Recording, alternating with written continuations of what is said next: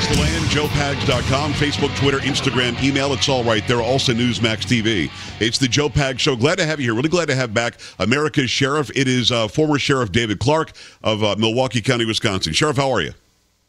Fantastic. Good to be on with you, Joe. Always a pleasure to have you. I know that you were traveling a lot lately. Everything good? Did it go okay?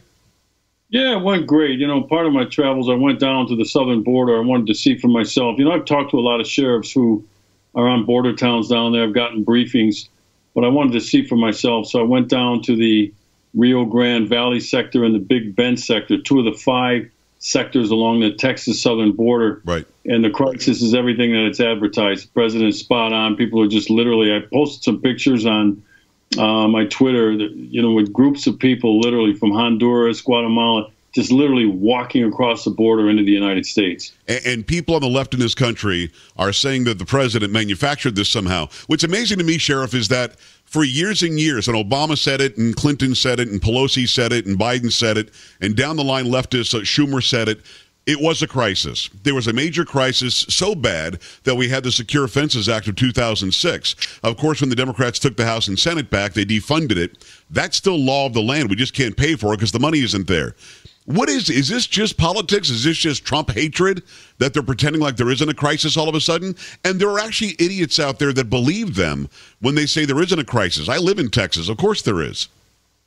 Yeah, and, you know, it's a little of both. I think the Trump hatred is one of the things that's driving this, the politics as well. Look, you know, Joe, that once something enters into the political realm, it gets bastardized, okay? Yep. It just starts to disintegrate and go downhill, and it's very hard to get your message across in a political environment. So, you know, you're right. The Democrats were all on board with securing the southern border during other presidencies, and they signed on to it, passed legislation.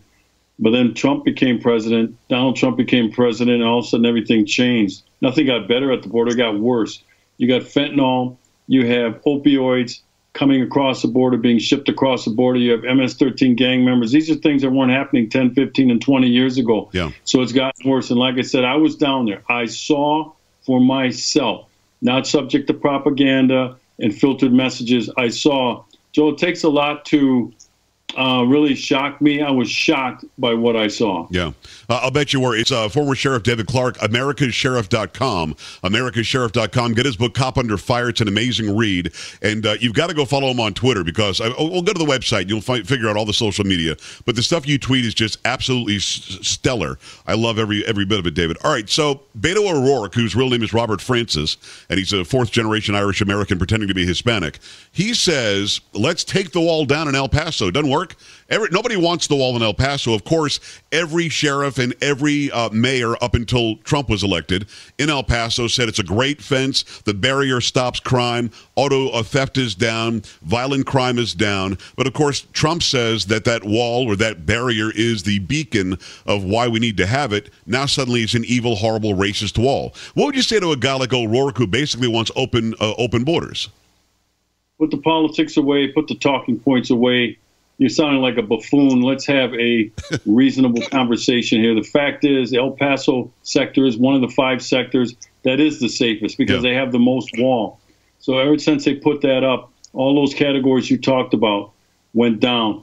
Illegal immigration went down. The trafficking went down. The drugs coming into the country went down. Where did they go? They went to the Rio Grande and the Big Bend sector, which are right next door, which don't have all of the effective walls. They have walls in the Rio Grande sector. I was near one. But, Joe, the damn thing is put like 2 or 3, 4, 5 miles inland. So you already get into the United States before you hit the wall. And as you know, once you put one toe onto the United States property, now all of a sudden the asylum rules kick in, the immigration rules kick in, and you're given a future court date and you're free to go. So the wall was not strategically placed. So they need to go down. The president's identified it based on his messages from the Department of Homeland Security. About 250 miles of wall would be extremely effective. They gave him money for 55 miles of wall. You know, just, again, playing games, not in the best interest of the American people. But I think the president did what he had to do the second time around. I wasn't happy that he signed that continuing resolution. But, look, sometimes when you're in a position of leadership like him, easy for me, easy for you and others and Coulter to sit out here and say, shut the government down, shut the government down. When you're the president, you have to do things in the best interest of the American people. You have to put the politics aside. When you're in Congress, you don't have to put the politics aside. You only represent a state, or in the essence of the House, you represent a congressional district. The president represents all people. Sometimes you got to realize, hey, look, I'm not going to get this. I got to live to fight another day. I don't want to die on this hill. That's what he did. I thought it was smart, declaring it the national emergency.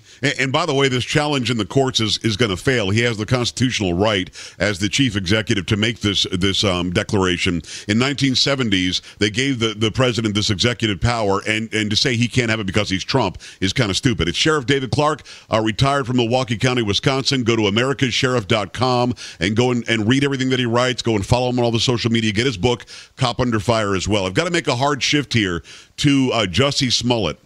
You've got a city, Chicago, that is one of the, if not the top crime-ridden, murder-ridden cities in the United States. You had 12 detectives, 3 FBI agents working on a case where it looks like this guy completely and utterly made the entire thing up.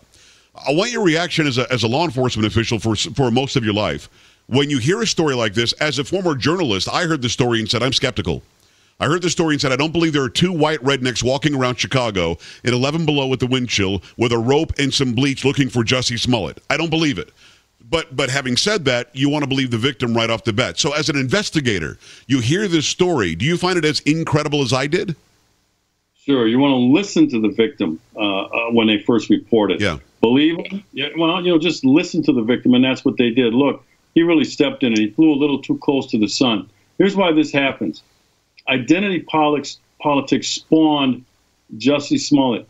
He believes he had special status because he checked 2 boxes in identity politics, black and gay. And what identity politics has done is it conferred a special status on selected groups, selected by the left. And with that comes protection, shielding. In other words, you can never criticize their behavior. You can never criticize them for anything and have to be believed at every turn. And he took advantage of that. He exploited it, but he went too far. Look, the police aren't stupid.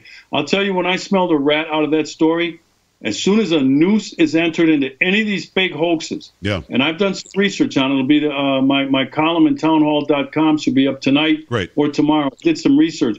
Anytime there's a noose introduced into the story, your BS detector should go off. And every time one of those stories comes out where a noose is involved, it has been planted by the person who reported.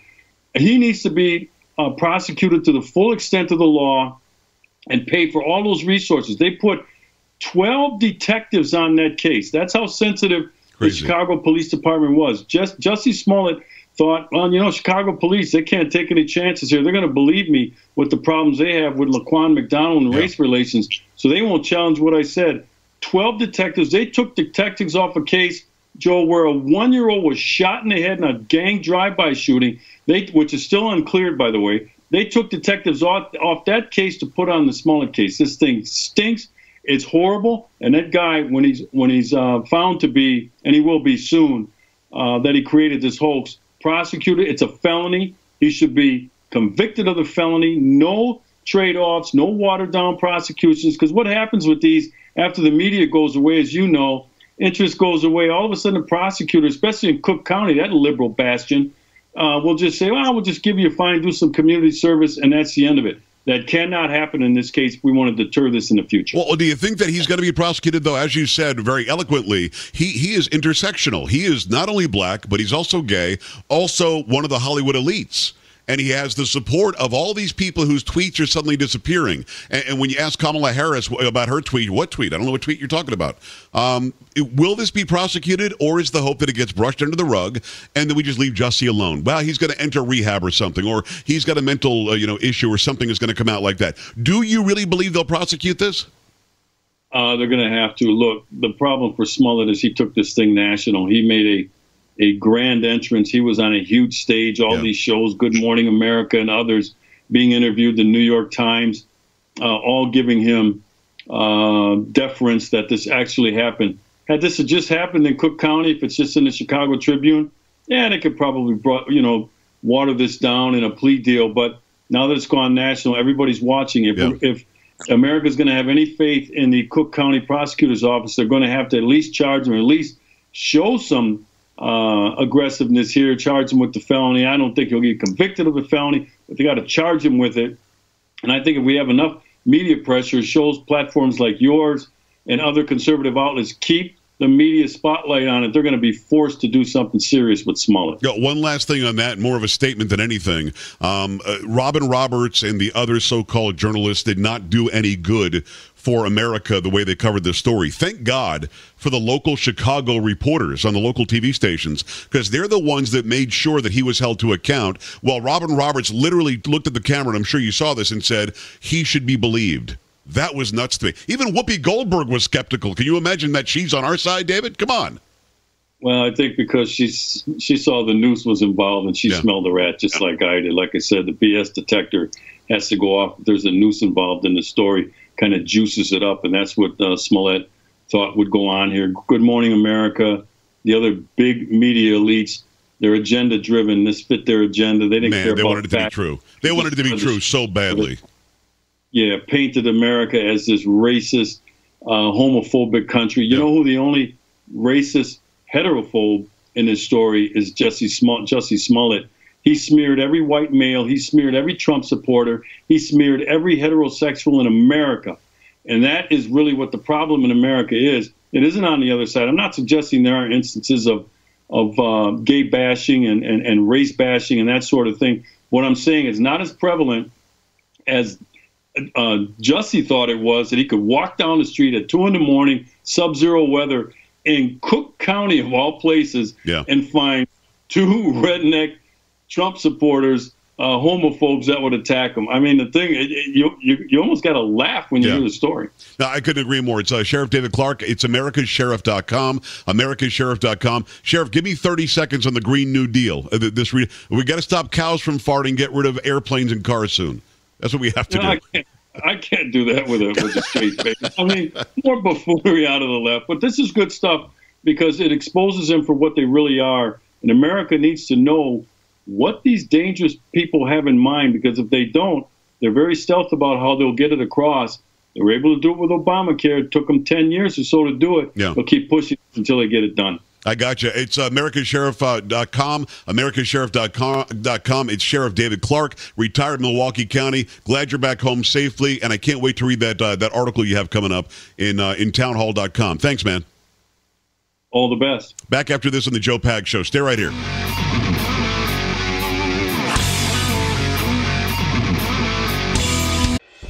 Watch Newsmax TV, America's fastest growing news channel, now in 65 million homes. Get Newsmax TV on all the major cable systems, or go to newsmaxtv.com and click on the Find Newsmax tab to locate us. Remember, Newsmax TV, where real news for real people.